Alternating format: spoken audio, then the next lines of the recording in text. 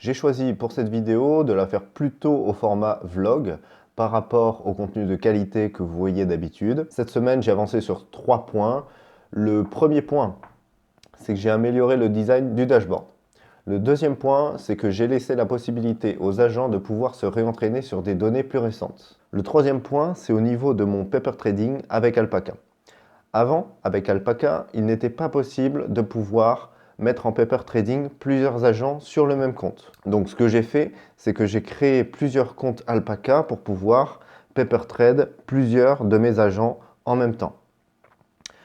Cette semaine, on a reçu un mail d'Alpaca disant que maintenant il est possible de mettre plusieurs agents en paper trade sur le même Alpaca account. Donc ce que j'ai fait, c'est que j'ai supprimé tous mes comptes, sauf un compte Alpaca. Et je suis en train de paper trade maintenant mes agents sur le même Alpaca account. Donc voilà le nouveau design de mon dashboard.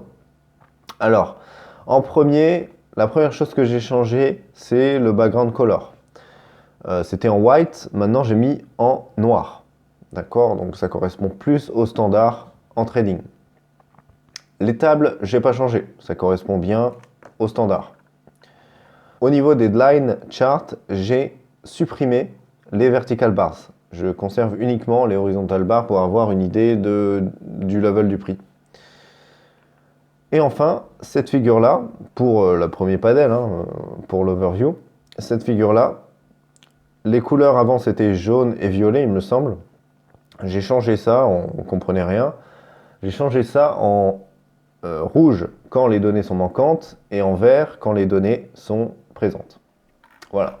Au niveau du panel suivant, en modeling, il n'y a pas grand chose qui a changé, à part simplement voilà, le background qui reste en noir. Le reste n'a pas changé. Au niveau du backtesting, il n'y a pas non plus grand chose qui a changé, c'est juste toujours le background, color. Les line charts sont toujours les mêmes. Il y a simplement que j'ai supprimé les vertical bars.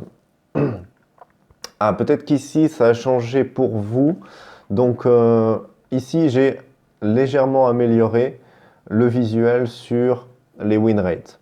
J'ai ajouté, premièrement, j'ai agrandi les cercles, les pie charts, on appelle ça.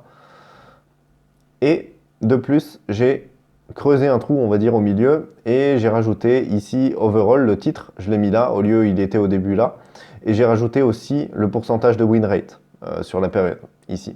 Donc là, ça veut dire par exemple que dans 58% des cas, l'agent fait un trade correct, c'est-à-dire qu'il a bien choisi de faire long quand il fallait faire long, voilà, ou il a bien choisi de faire short quand il fallait faire short.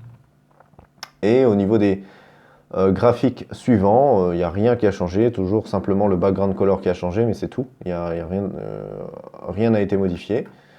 Et voilà, c'est à peu près tout au niveau du dashboard. Donc de manière générale, j'ai voulu améliorer le design du dashboard pour qu'il corresponde plus aux standards en trading. Donc voilà, c'était simplement une petite vidéo pour te montrer où est-ce que j'en suis dans mon trading. Pour la prochaine vidéo, je vais t'expliquer pourquoi je trade uniquement les stocks de constructeurs de véhicules électriques. Je vais te présenter une partie de ma recherche dans la prochaine vidéo. D'ici là, pouce bleu si tu as aimé, pouce bleu aussi si tu n'as pas aimé, abonne-toi si ça t'intéresse et abonne-toi aussi si ça ne t'intéresse pas.